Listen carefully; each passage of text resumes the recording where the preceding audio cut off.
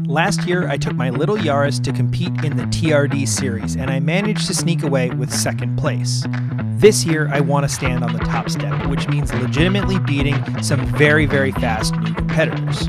For round 4, I brought my Point by Panda out to Buttonwillow Raceway Park. Since the last time the car was here, we've added new sway bars in the front and rear, new springs in the front, and Cusco top hats as well. The TRD series is a time attack series designed specifically for Toyotas. Anything from their wide heritage motorsport is eligible, from the AE86 to the modern GR Yaris. So naturally, the top competitors are all in BRZs and Supras. Before the first session, we gotta prep the car, which means checking that everything is tightened down, you've got your transponder, and tire pressures are where you want them to be.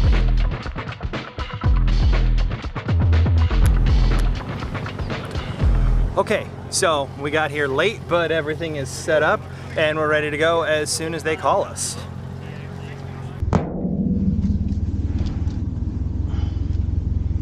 All right, a little late, but let's go. Windows down. Yep. Perfect. Buckled up. You going fast or slow? Look at those Corvettes, I'm going slow. Why? Come on. Because I need them, I don't know. I need to lull them into a false sense of security. Yeah. Come on, Corvettes!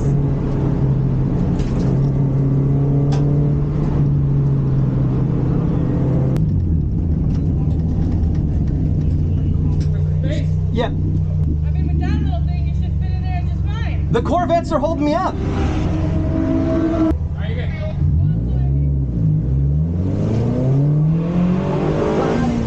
Move it, baby. Move it, body.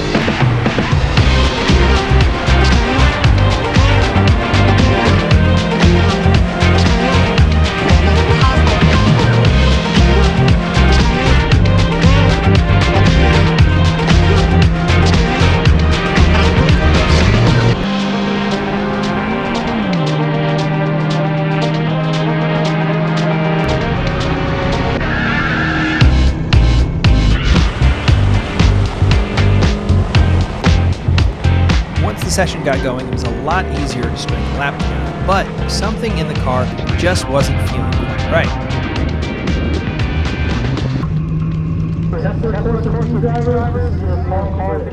Good, Tesla's going out. That means it'll be quiet so I can talk. Okay, that was the first session. It did not go well, not well at all. The car does not want to put power down out of the corners. The sway bar on the front is now too stiff. We really only changed it very little. We went from a 24 millimeter to a 26 millimeter, and that inner front wheel just will not settle down.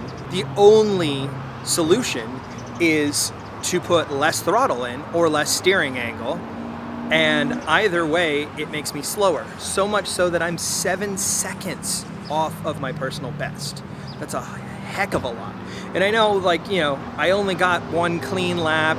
I wasn't really pushing it to the absolute limit, you know, still trying to remember where my braking points were, how the tires are, how the car moves, but 7 seconds is a lot. It's a lot of a lot. So I think the only answer is to pull that sway bar off, which means I have the rear sway bar on, which means that this thing is going to be very, very tail happy, which is a quick car, technically. People say that, but it's scary. It's dangerous and it's harder to control, but I guess that's what makes you faster. So we can give it a try. And then short of that, the answer is pulling both sway bars off, or at least disconnecting both sway bars. And then the car's just gonna, you know, be all over the place. So I definitely want to go faster today, and that seems like the only solution. Disconnecting the sway bar is an old off-roader's trick in order to get more suspension travel. In my case, it'll hopefully keep the inner wheel down on the ground when I'm in a corner. Make sure to take the sway bar end link off completely so it's not banging around when you're on track. I'm leaving the driver's side connected so there's no spring load, but the sway bar won't droop completely. So here's the other thing. The reason I want to go so quick is last time we were at Buttonwillow, I missed out on the podium by 1/10 of a second. So I ended up getting 4th that day, and I'm actually sitting in 4th overall in the Enthusiast class. Here's the thing. The guys who got first and second, I don't think are here today. And the only one that is Adam, who is the one who beat me by 1/10 last time. I want to go faster than I did last time, but I also want to go faster than Adam. Because if I can legitimately get a first place today, that would mean that this car is actually improving. The problem is, right now, this car is slower than it was last time out. And Adam is probably faster than he was last time out. So I got to do a lot of work to get to beating Adam's time today.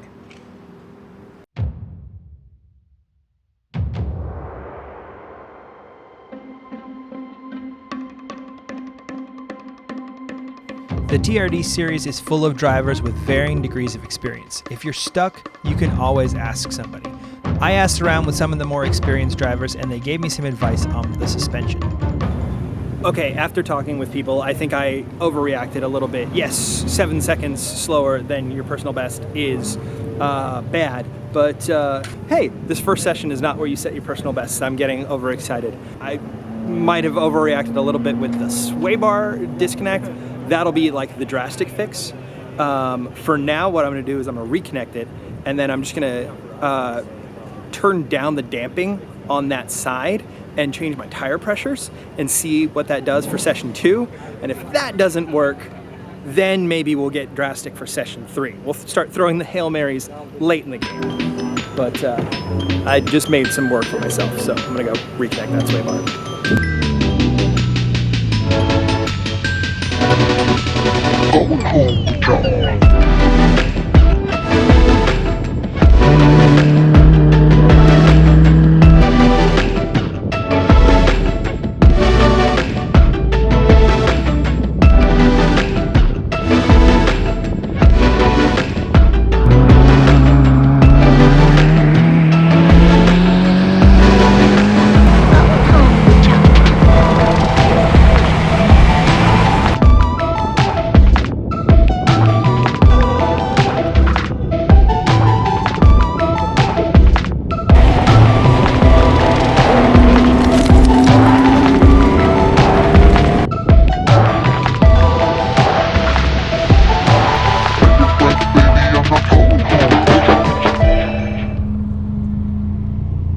Okay, really glad I didn't overreact because that session was a lot better.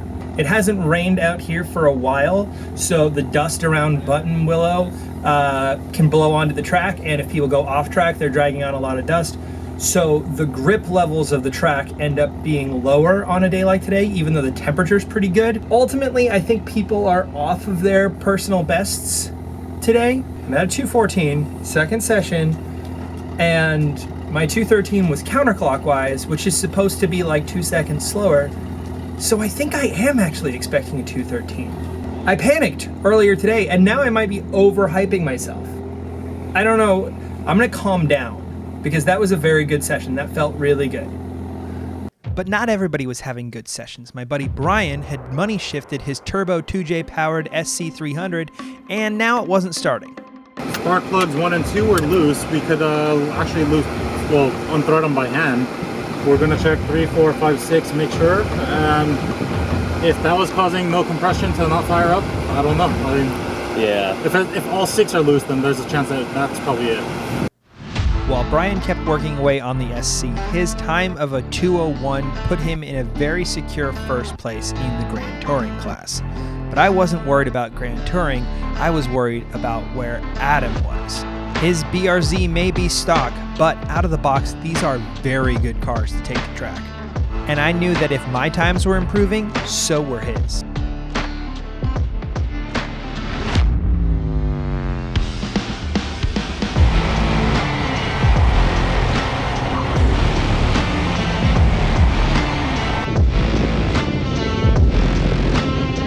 The third session came with a bunch of problems.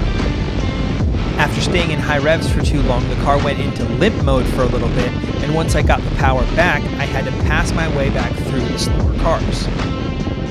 Apparently, since I had let this Crown Victoria by when I was down on power, he was insisting that he was running a faster lap time, even though I was literally chewing on his bumper.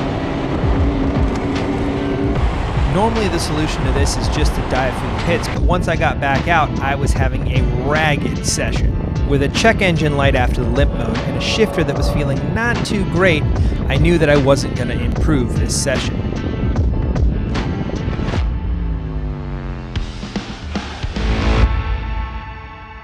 Okay, so session 3, not as good. Didn't go faster and having some issues. It turns out my shifter linkage bracket was missing a bolt and the last one was barely hanging on. Also, the check engine light had been a misfire in cylinders 1 and 2. This is quickly fixed, but if it happened again, it could ruin my hot lap.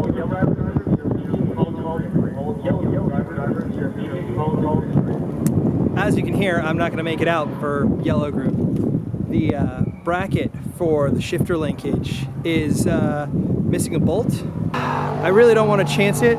It might hold, it might be fine, but if I lose that bolt, then I'm going to have a hard time putting this car in neutral, and I need it in neutral to tow it home.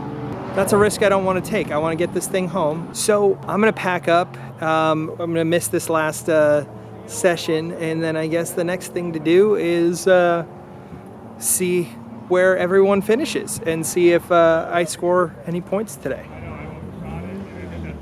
So all of this talk of first place has gone out the window. Luke is here.